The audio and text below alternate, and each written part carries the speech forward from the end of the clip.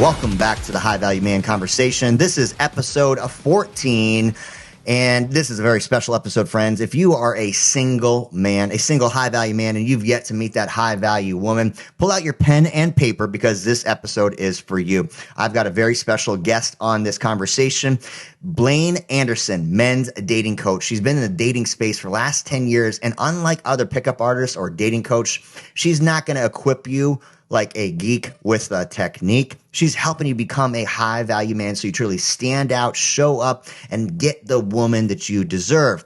She's giving you tips, tricks, and strategies to get a perfect profile set up. That means the picture that will attract the attention of this high value woman, the caption that shows off your personality, but more so than anything, the direct conversation that leads to that first date.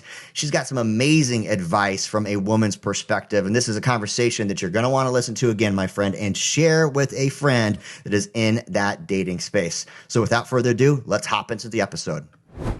All right, guys, we have Blaine Anderson on today's episode. Blaine Anderson is a dating coach for men, and she is an awesome person all around. First off, because she is a U of A graduate. So shout out to the Wildcats, 10-year veteran in the dating space and being able to help a lot of guys land that high value woman.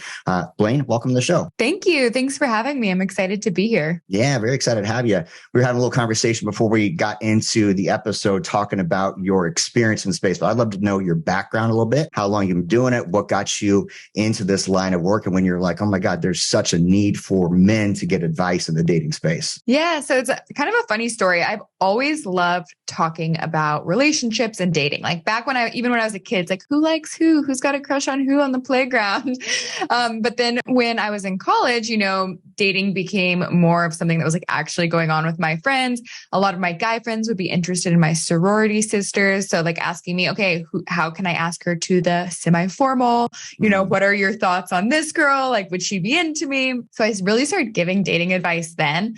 After college, I moved to New York City and I was just like helping guys out on the side with like mostly friends or friends of friends with their dating app profiles. But I had a full-time job. I worked in the travel industry. And then when the pandemic hit, my current business in the travel industry, basically went to zero overnight, as it did for a lot of people. And so that was when I really decided, you know what? I've always loved giving dating advice. I've always loved helping people improve their dating lives, their love lives. I'm going to turn my focus to that full time. For me, that's when I started really focusing on, okay, how can I build a business around this? How can I help more men? And that's when Dating by Blaine was born. So I've been offering my master class for the past over 2 years now. But yeah, it's been my full-time job ever since, and I'm obsessed with it. I love it. And I'd love to know high level more about the masterclass and some more details on that. Two things popped up when you were sharing this. First off, the dating app profile advice. So I imagine like swipe worthy Tinder profile photos, things to say, to not to say, how to gather someone's attention. Would you mind hopping into that a little bit and just sharing kind of like some high level advice? So first of all, most people's profiles are bad. So don't feel bad if you aren't getting results online. There's so many guys who will come to me and be like, and they're feeling unattractive or they're feeling unworthy because they aren't getting matches online. And whether or not you get matches online is not a reflection of who you are as a person. And it's usually just because guys especially tend to have bad profiles. So the most important thing for having a profile, well, first of all, as a man, and this is not the same for women, but as a man, you have to have an exceptional profile to get quality matches. Why is that? Expand on that. Why is that? Yeah, well, it's just, it's partially a numbers game. There are more men dating online and bigger picture than even dating apps. Like early on, at the top of the funnel, I call it, like before you're entering a relationship, women are more particular than men are. And they have a lot more options when they're dating online. So they're going to be much more selective about who they swipe on. So if you don't have a great profile, if you aren't standing out, even if you're a good looking, successful guy, you simply aren't going to get matches. Okay. So stand out first and foremost. So what's a good photo number one stand out? So I imagine not the gym selfie, shirtless kind of thing. No selfies, nothing at the gym. Well, you can have a photo at the gym, but I don't want it to be like the classic gym selfie and in the dirty mirror. Please no. Your first photo is less about, your profile needs to stand out, but your first photo is less about standing out and more about just like being a high quality photo that looks like you.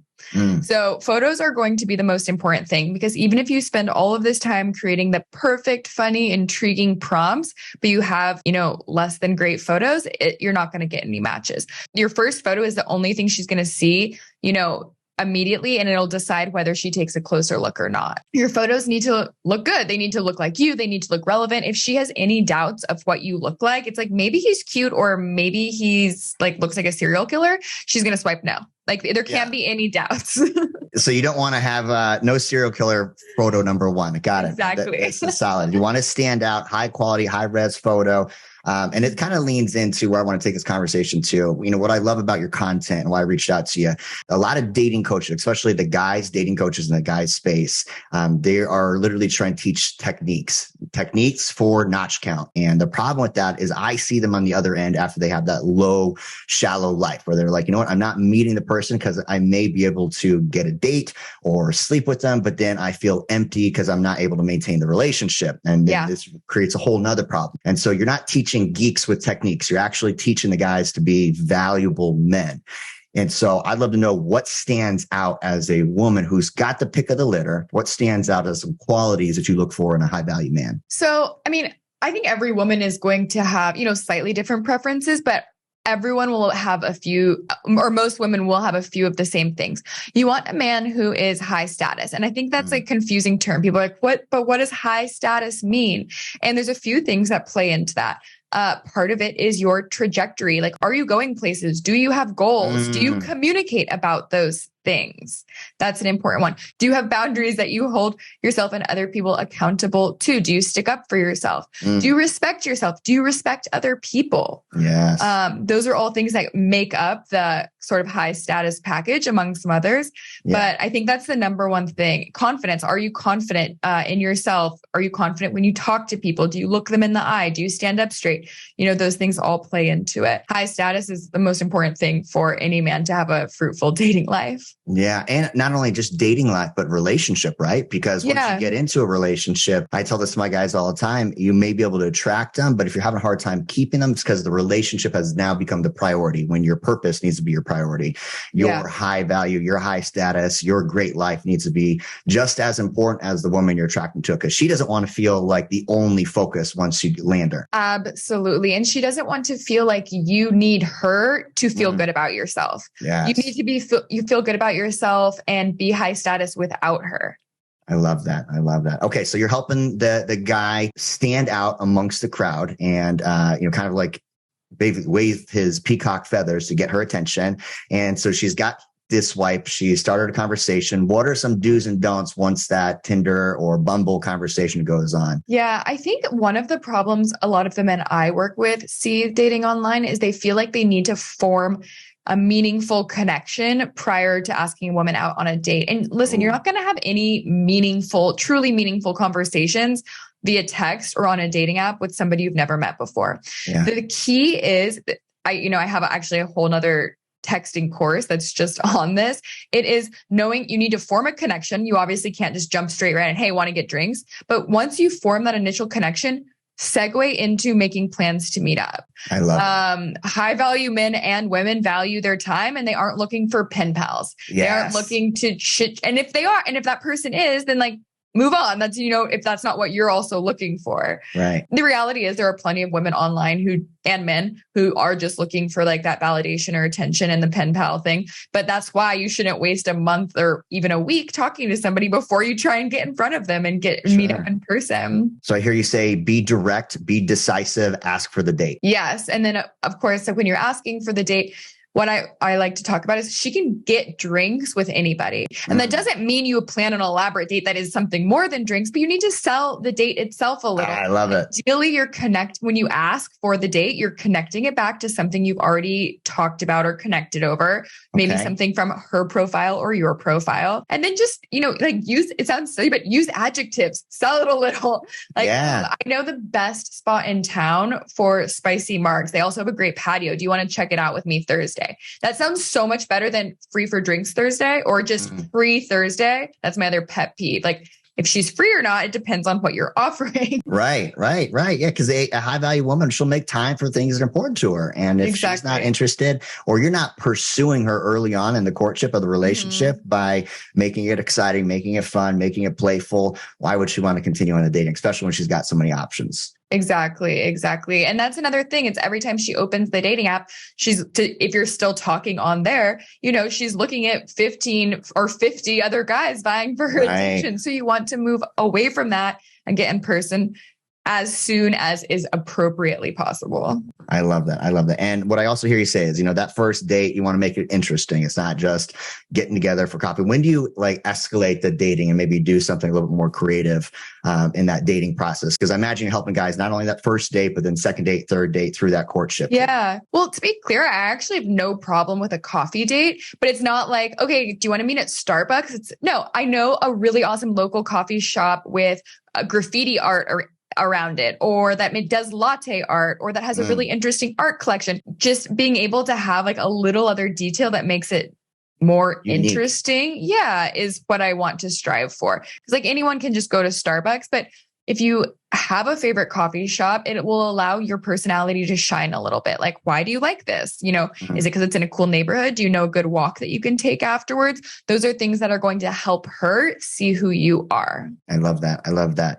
On that topic about really showing off your authentic self in those early stages of dating, because so many of the Pam problem. Pam is the passive aggressive man, and he wants to hide who he is. He doesn't really want other people to know who he is. So he's hiding his mistakes. He's not being authentic. He's not truly showing up. And so he's the chameleon in the relationship. So he's not really being authentic. What advice might you give to guys like that? This Pam guy who is struggling to be fully authentic because he's got fear that people aren't going to like him. Yeah. Well, first of all, that's something I see so often because I think all of us want acceptance. We want other people to like us. We want to feel accepted. But the catch is that, especially in the romantic sense, women have a sixth sense for if you aren't being your authentic self, even if she can't articulate it or put her finger on it, and it is going to be a turnoff. As much as you think, if I'm being the chameleon or if I'm trying to be who she wants me to be or who she'd want to date, nice guy, it's going to help me. It's not. It's not going to help you in your dating life. So my advice is taking a step back from dating. You need to focus on how to be vulnerable, how to be open, how to accept yourself, because absolutely self-acceptance is a priority before, you're diving into dating if you want to have a better dating life and better relationships. Wow. That's a deep question right there. That's a whole multiple layers of the onion right there. We're talking about self-acceptance and understanding yourself, because so many guys want to put the relationship first. They think if I meet this high value woman, I'm going to get the perfect date and she's everything that I was hoping for, that I'll somehow be the man that I need to be, rather than being the man first and then going after the woman. And that's a huge mistake. If you need anybody else to be the best version of yourself, that's a problem. Yes. I love it. Okay. So we've talked about the dating app profile, and I got the picture down. I understand the conversation. Drive, be direct, ask for the date. She can always say no. It is really a numbers game. What about maybe some phrases in the actual caption, or what are some things that are actually get the attention inside of a profile? Yeah. Good question. So she looks at your picture. She's like, okay, he doesn't look like a serial killer. Let's look a little deeper. She goes into the profile. You want to show how you spend your time. One of the mistakes I see so many people make is they're making their profile like a help wanted ad. It's I want this in somebody else. That's not what your profile is for. Your profile is to showcase who you are, and she can decide if that's who she wants, and vice versa too. You look at her profile to decide if that's what you're looking for. You meet in person. You want to paint a little bit of a picture of how you spend your time. You're not going to cover all the ways you spend your time. This isn't your resume. You don't have to get everything in, but pick a few things that are unique to you and highlight those. It could be that you are on a championship pickleball team, Or it could be that you are obsessed with historical fiction. Whatever it is, get really specific because that's how you're going to stand out and highlight that. What would you say to the guys that have not yet built that life resume and they feel like, I'm not interesting, I don't have anything to talk about, but I want to meet a beautiful woman? What advice might you give them? So twofold. One, I feel like when guys say that to me, like, oh, I don't have any interesting hobbies, when I push them on it, it's usually wildly untrue. And the problem is just that they think their hobbies aren't going to be interesting to other people. And the reality is you don't need to be picking hobbies that she is going to find interesting. What she's going to find attractive is that you are passionate about something, that you have something that you're interested in. So that's part one, is that I feel like most people have something that they enjoy doing. And if you don't, then like take a step back and make that a priority. Yeah. Like even before dating, because if you go on a date with a woman and like you're not going to have as much to talk about, you're not going to have things to connect over. She's not going to find you as interesting if you if you don't do anything, like what do you like? It seems almost impossible that you wouldn't have something, but, spend some time figuring out what it is you like to do, how you like to spend your time. And that could be like, I have a dog and I'm obsessed with my dog. I take him on hikes every weekend or to the park. Like it can be as simple as that. It doesn't need to be, oh, I'm an expert watercolorer and I paint like sunflowers, every Saturday. Like it doesn't have to be that specific and like unique. It can be more general. I love it. So build an interesting life, build some self-interest so that you can show up authentically, and don't be afraid to really show your true colors. Yeah. And then to the thing about showing your true colors, you have to communicate about these things. So like everything we just mentioned, it's one thing to be doing them, but you also need to get comfortable communicating about them. So talking about how you spend your time, why you are obsessed with your dog or whatever it is, like have some talk tracks around that is going to facilitate. That's the term. I've heard that before. And I love you to elaborate because that is such a key thing. Talk tracks. Yeah. Yeah. So whether it's online, on a date, once you're already, have been on a couple dates, there are things that are going to come up every single time. So take a first date, for example. You're almost always going to talk about your job and maybe your family, where you grew up, how you ended up in the city that you're currently living in. So it shouldn't sound like this is the first time you're like, talking about those things. Yeah. Talk about it to yourself in advance. If it's helpful to you, especially if you're somebody who gets nervous or feels like they get stuck on their words, write it out first. Like, what are some interesting things that are going to help her see who you are and understand your values? And then also can facilitate further conversation. So every single detail that you share with her is something that she can grab onto and ask about or elaborate more on. And that's just how you get to know somebody. And that's how you have good conversations that don't feel like just an interview. Yes. And I think that is such a key thing to really have in your arsenal as a man in the space of dating. Because at the end of the day, if you are not able to create conversation, talk about things that are exciting and passionate for you, it creates this dead space in the relationship. It's really our responsibility as men to lead the dynamic of dating, lead in the relationship, and lead everywhere else, and have something fun to talk about that's engaging. And also on those talk tracks, rehearse it and create engagement, right? Yeah. Create opportunities like, have you ever done anything like this? Or what's the scariest, the most embarrassing kind of thing that you've done before? Yeah. So it creates that engagement. I completely agree. And I think I talk about this as well. It's like you should be leading conversation. And if you don't know who is leading the conversation, it is not you. Oh, I love that. There's a book I read a number of years ago, is like the catalyst in my dating personal development experience. It's called No More Mr. Nice Guy. I don't know if you've read it or heard of it. I've heard of it, but I have not read it. Great book by Dr. Glover. A really, really good book. Came out like 20 something years ago, but I read it about 8 years ago. And it really talks about leading in a relationship dynamic and not being the nice guy where you are people pleasing. You're not really asking for what you want. One of the exercises, one of the stretches that he had all the people that were reading the book do is to learn how to salsa dance. Because if you can salsa dance as a man and you can lead on the dance floor, you can lead in life. You can hold a strong frame. You have a smile on your face. You're leading her with your body without using your words, and you're making a fun experience. And that metaphor clicked for me because that same rule applies to conversation. You want to be able to lead, guide, make it fun, make it interesting, keep the engagement, keep it curious. But I thought that was one of the coolest ways to apply that metaphor. I love that as a metaphor. And I also love it just as a hobby to pick up, dancing, that you are going to meet so many women dancing. It doesn't mean you need to go in being like, oh, I'm looking to date one of these women or a girlfriend, but you're going to get comfortable around women. You're going to get comfortable touching women. You're going to be a good dancer, which is just always a turn on. You at a wedding, you know, you can like talk to somebody. Hey, you want to dance? Exactly. Dance is such a good way to get out of your comfort zone and meet people. I love that. Yes. It's been a fun stretch. In the beginning, it was one of those things that as a former nice guy, as former Pam, made me feel so insecure because like, I'm going to mess this up. I don't know how to do this. And just that negative self-talk starts running the wheel, which is really the biggest thing that paralyzes you from approaching a woman, approaching anything in life. And as soon as I started getting competent and confident in that area, everything else started to scale up. And so you took salsa classes? Oh yeah. I've been taking salsa classes for 7 years. It's amazing. Oh my gosh. So you're a pro now. I wouldn't say a pro. I'm a pro. Couple of shots of tequila, I'm much better, but I am comfortable and confident to be able to show the basics to anybody. I love that. Yeah, my lady and such a good conversation starter.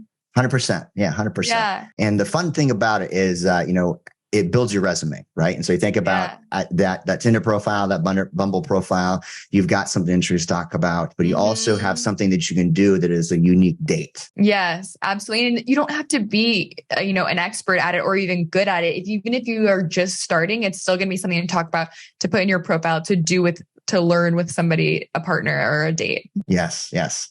Okay. Next question. And this is a question that is one that I've worked in. I've heard a lot of opinions on it, but guys who have girlfriends and they're not dating, talk to me about that. What are your thoughts on can guys and girls be friends?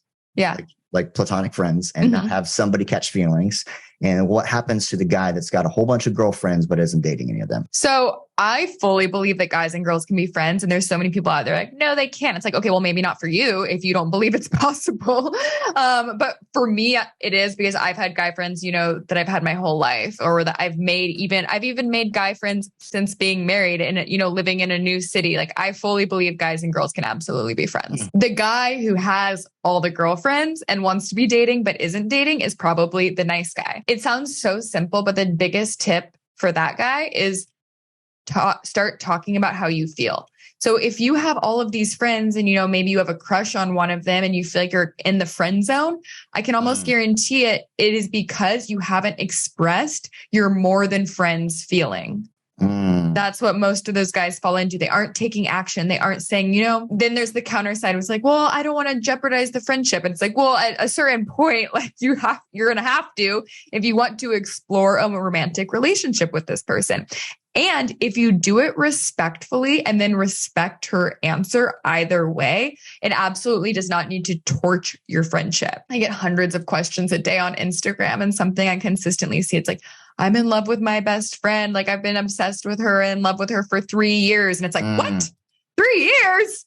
Like, I would say, like, as soon as you start developing these feelings, if you decide it's something you want to explore, that is the time to say something and take action. Like, talk about being passive is just going along and being afraid to speak your mind. And that's ultimately unattractive. Yep. If you then tell this woman, I've been thinking about this for 3 years, like, that's a huge turn off. It's like, well, what have you been doing this whole time? Totally. Which that is the cringe factor goes up, the creep factor goes up just a little bit. So I have a different opinion, and we might have a little bit of debate on this, but I have a different opinion that I don't believe that guys and girls can be friends, because one person is bound to catch feelings at some point.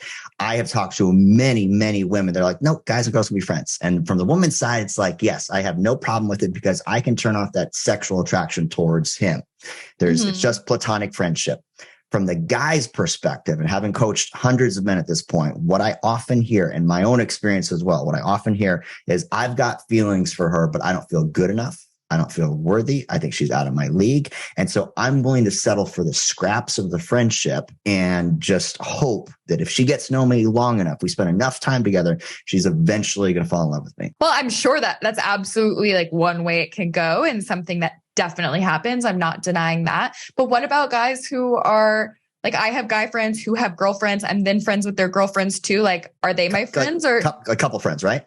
Yeah, I guess like I'm thinking specifically, like I have a guy friend who I've had for 10 years. He just moved to Austin with his girlfriend who I didn't know before. Now her and I are now good friends. We hang out outside of it, but I also am friends with him, and it wouldn't be weird I actually don't hang out with him anymore, like one-on-one, but like, it wouldn't be weird prior to that. Like if I did. Interesting. And I don't know if it's black and white. I have just noticed that from the guys that I work with, there's some level of them being passive. Just like you said, they'll have this crush, they'll have this feeling, they'll have this attraction, and they never really take action on it. So I always tell them, I was like, unless you're going to be direct, just like you said, be decisive, ask for the date. You need to focus your time, energy, effort, and attention on someone that you're actually pursuing. Because I believe that if you have female friends around, you're actually lowering your potential to meet your right person because you're not really going out there actively looking for it. Okay, but also what about the counter argument is like, if you're going out with like some guy friends and some girlfriends, it's like oftentimes easier to meet other women, like a wing woman. But even not even like intentionally like that. But like, okay, you're at a beer garden with some guys, with some girls, and then you like invite, some other girls. Hey, we're doing a game, like this game of Jenga or whatever. You guys want to play with us? You're going to be a less intimidating group if you also have some women with you, and that could work in your favor. I don't disagree with that. I think that is a great dating strategy as a whole, where the line could potentially be confusing. And on my experience, it's where that intimate relationship from an emotional intimacy with the male and the female develops, and there's feelings that grow. And the guy just takes the passive approach. Yeah. And I think that definitely does happen. The other thing, it's kind of related that I will mention is I actually tell my clients, like, female friends are a good place to start. Like, for example, you might meet somebody at your yoga class, right? Your ceramics class. She might not be the right fit for you, because just because she's like a hot female doesn't necessarily mean you should want to date her. For whatever reason, she might not be a good fit. Maybe it's because she's in a relationship, but she is going to know other women, and she might have single friends that she'll introduce you to. I also have the standpoint, it's never a bad idea to expand your social circle. Meet more people, generally men, women, they, whoever, because that is just going to be opportunities. Like, you're invited to a housewarming party now. You're invited to a tailgate. Like, they want to set up with one of their girlfriends with somebody, and they know that you are a cool guy. So they think of you for that. It's just going to be good for you to have a larger social circle. I don't disagree. I love that. And we're all trying to figure this love thing out at the end of the day. And so if you can glean some information, some wisdom, guy or girl, and it helps you on the path, I think the biggest thing that we'll both agree on is to be direct. Like, be direct and be authentic. Yep. Be direct, be authentic. And like you said, I couldn't agree more. It's not black and white. Yeah. Nothing is black and white in life. No, definitely not. And this is definitely one of those things as well. I love it. Okay. And I also checked out your profile a little bit. I know that you're married, correct? I am. Would you? As of June. Congratulations. Thanks. That's awesome. That's awesome. Would you mind sharing just maybe a bit about the courting on that side? So, female dating coach, you probably know all the cringeworthy things to not say, the things to say. How did your dude stand out? Like, what was the OG story of how you guys met? So I love this because we met someplace that a lot of people say is off limits to meet people. We met at the gym. Okay. He approached me at the gym. So it was, and I actually think the gym is an A-OK place to meet people or to approach a woman, but you have to do it right. There's a lot of considerations to take in, because it's like a safe place, it's a place that she's going, you don't want to make her feel uncomfortable. You don't want to be like creep at the gym, just like approaching every girl. So for us, we were both, very active at a group fitness class. So we were both going to Barry's, if you've heard of it. And we were both going regularly. I hadn't noticed him. Like, I wasn't aware we were going to basically the same class every morning. It's a big class. There's 60 people in it, but he had noticed me, and he'd seen me there a few times at the same time frame. So one day after class, when I was like in the lobby, like, texting on my phone, standing there, he just approached me and said, like, "Hey, I've seen you here a few times, so I wanted to introduce myself," and stuck out his hand. And I was like, "Oh, hi, I'm Blaine," introduced myself. Then funny enough, I was like, "Do you work here?" And he was, because he seemed so friendly and, had approached me, and he was like, "No, we just go to the same class often. So I wanted to say hi." And I was like, "Oh, okay, cool." And he's like, "See you around," and just walked away. Oh, planting the seed. Okay. Yes, exactly. Playing a long game. Which is key at the gym. Yeah. Okay. Because he didn't know enough at this point to know if we were compatible. Even all he knew is, in his words, I was a hot girl on the treadmill behind him, Sure. but now he's made the intro. And also we laugh about it now because he was so embarrassed at the time when I asked if he worked there. He was like, oh my gosh, like she's clearly never seen me before. We've been going to this class together. So, but anyway, he recovered. And, then over the course of the next couple weeks, since he'd introduced himself, I would notice him and I'd be like, oh, hey, before or after class, we would talk a little bit. So he's, in this period, and I'm breaking it down. This isn't even probably what he was thinking, but this is how I talk about it when I'm telling guys how to do it. Over the course of multiple conversations, you're trying to assess if you're compatible. Is she single? Does it appear that she is single? Do you have anything in common? Can you tee up a conversation that then it will make sense to ask on a date about or for? And so after we had chatted a few times, he invited me to a housewarming party he was having. I ended up being out of town and I wasn't able to go, but that was the segue to get the phone number. And then we ended up going on our first date, which was a walking date. We had juice and went on a walk. I love that. So I want to recap. I want to make sure that I got this. He approached you. He approached you in a safe place and introduced himself, and that was it. I'm looking directly. Forward to again. Yeah, direct, no, and didn't try to close on the first date, close it with a phone number or anything. Just introduce. Didn't even try to really have a conversation. He wasn't like, so this weather, it was just like, hey, here's who I am. See you around. Yeah, awesome. I love that. Planting the seed, and then playing the long game, nurturing and watering the seed and just checking in. Hope you're doing well across the room, that kind of stuff before actually asking you, what was some of the compatibility questions that led towards the, I don't even remember. I think it was probably, we discovered at one point we had a mutual friend. Okay. I think it was just really at that point, like very small conversations. Oh, what are you doing this weekend? Or how was your weekend? What'd you get up to? Like that kind of stuff.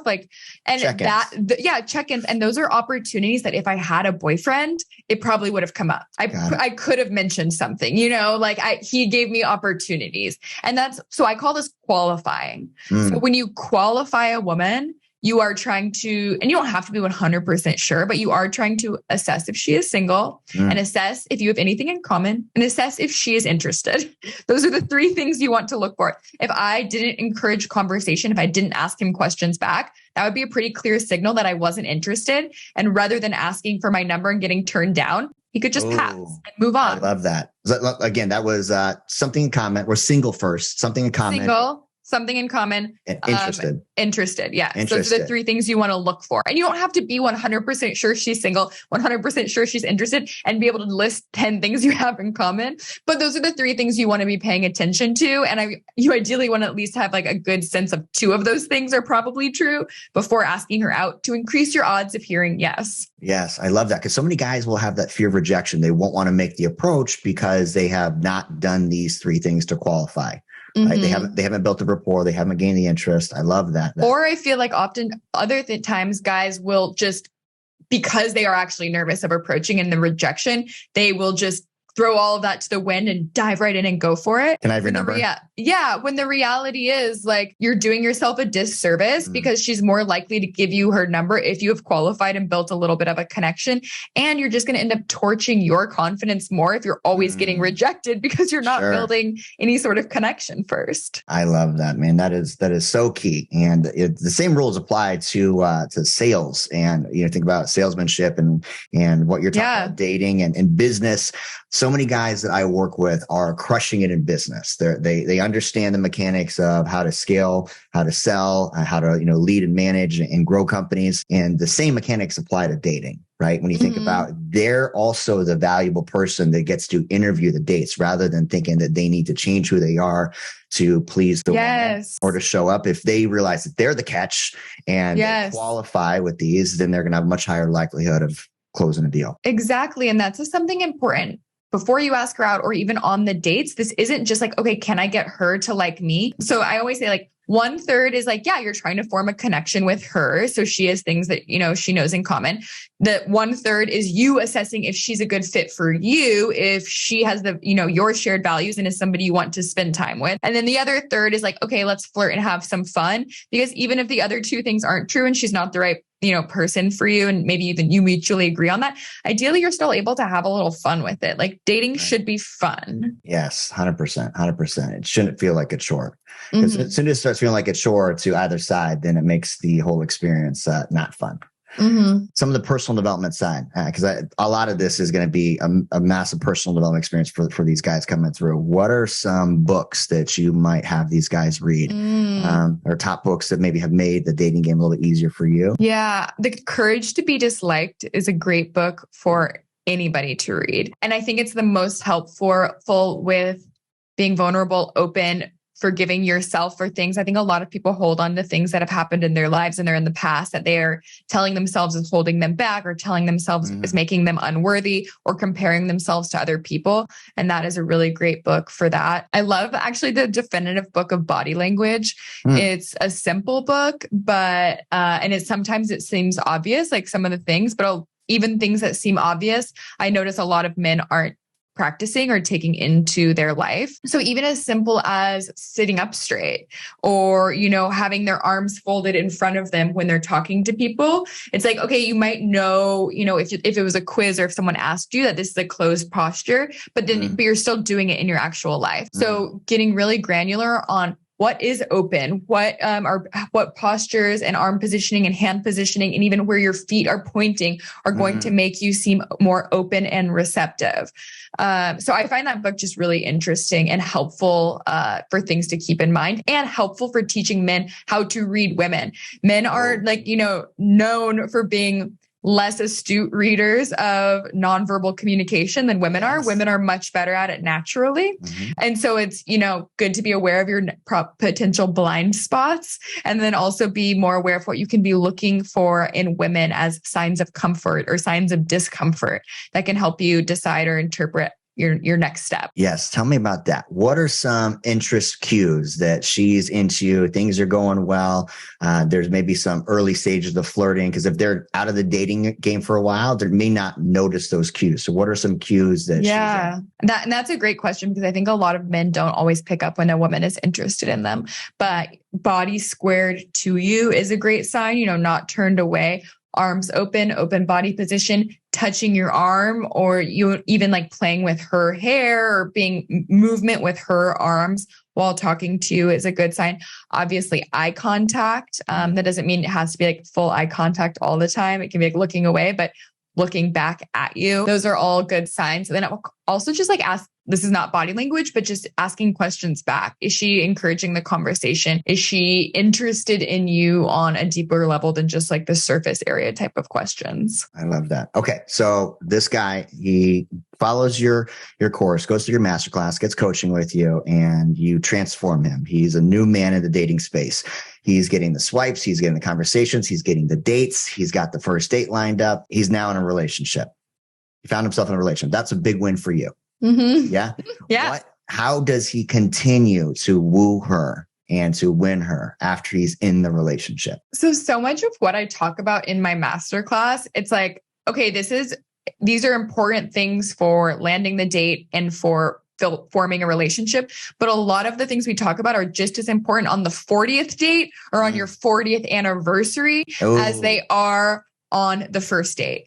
So making things feel exciting, being flirty, being fun, being high status, just because, you're married doesn't mean you get to start acting like a low status guy or schlub. And not like continuing to advance yourself mentally, physically, your interests, whatever it may be. So I wouldn't say there's anything that necessarily is different, except for the fact that you just need to keep doing it. Keep doing what you did in the beginning. Yeah, exactly. Keep dating her. Keep, putting in the effort. Keep trying to understand each other. You can know somebody really well. Everyone is always adapting and changing. So you can always learn more about that other person and vice versa. I love that. That's so key. That's one of the biggest takeaways that I hope the listeners really pay attention to is it's not just about catch. It's not just about that first date. It's about the lifetime relationship you have with this person and with yourself. Make yourself high status, a high value man, so that you continue to keep interest, not only in yourself, keep your passions high, your purpose high, but also keep the excitement in the relationship very high. Blaine, I've been really enjoying this conversation. This is so awesome, hearing your perspective, especially from the experience that you have, but hearing a woman's point of view. What question have I not yet asked you that guys need to know? Well, I think something that guys need to know, and we've kind of touched on it, but danced around it a little bit, is this is all about how you market yourself. So yeah, you want to be this person, like, because like we talked about, women have a sixth sense for when you're faking it or when you're not being authentic. So you need to truly, have these qualities, like be this person, but she also only knows the things you tell her, especially early on. So you can be a high value, high status man, but like I touched on this before, if you aren't communicating about it and you aren't marketing yourself and putting yourself in opportunity so she can see this, it's not going to do a ton of good. So, refine those talk tracks, plan dates that allow you to shine, talk about yourself. Don't be afraid to like sell yourself a little bit. You don't want to come off as like a sales guy or that you're like pushing your product, but you should be proud of the person you are and things going on in your life. Yes. And so like have a exciting social media profile, because it's not just the Tinder profile dates. It's also, we're looking at Facebook, we're looking at Instagram, we're looking at all their stuff. So live a life that's actually exciting. Yeah. The foundation of that is like, enjoy who you are first and foremost before you start dating. I absolutely, because that will translate to just being more interesting and being more fun to be around. Now you've got a transformation program, your masterclass, right? Will you tell listeners a little bit about that? Yeah. So it's called Transform Your Dating Life in 30 Days. It's a 5-week program that is designed to help you authentically market yourself to women you're excited about, gain confidence, meeting and interacting with women, and learn to flirt and build chemistry. So we focus on all of those topics and, what we get really, really granular on what high status means. So you can pull the levers that are going to elevate you to high status and show women that. I've had over 1,000 guys go through the program now with a lot of great results, have a couple engagements. I just got to save the date, which was super exciting. But ultimately, I don't gauge success as, okay, you have a girlfriend, although that is one level of success. That's one thing that can indicate you were successful. But the way I really look at success is, do you feel confident? Do you have more options? Like, are you having a fulfilling dating life? And that means something different to each person. And they can find that at datingbyblaine.com/dating masterclass, which I'll put in the show notes. Blaine, thank you so much for this conversation today. It has been an absolute pleasure. I love that you are giving guys the right perspective on how to show up in a relationship, how to show up in the dating space. You're not teaching geeks with techniques. Like, you're really trying to build a high status, high value man. And you like that, huh? Yeah, the geeks with techniques. I haven't heard it before. You can borrow that. You can borrow that. I appreciate it. Yeah, and at the end of the day, there are so many dating coaches out there that are just sleazy, that are just trying to, give pickup artists, lines, and it creates so much shallowness in the space, which makes it harder for future people that are also dating, but also really deteriorates confidence. And so I love that you're actually building a foundation for what men need to be doing. Thanks. Yeah. And I can tell you offer the same thing. Something that really, I think, differentiates what both of us teach from sort of the PUAs or like some of the sleazier advice out there is, we're not just talking about how. Like, it's not just like, okay, here's what you say, here's what you need to do. It's the why behind it, the psychology behind it. So when you implement the how and when you execute on the how, you know why you're doing it. And that's ultimately what is going to help you be more successful in anything that you do. Anything. Yeah. And be a better human. Yeah. Love it. Love it. Well, Blaine, thank you so much for joining us on the conversation today. Guys, please check out datingbyblaine.com. Give her some love. She's on Dating by Blaine on Instagram and Facebook too, I imagine. TikTok, all the things. All the things. All the things. And all of those details will be in the show notes. And guys, much love, many blessings. Thank you. Talk to you soon. Boom.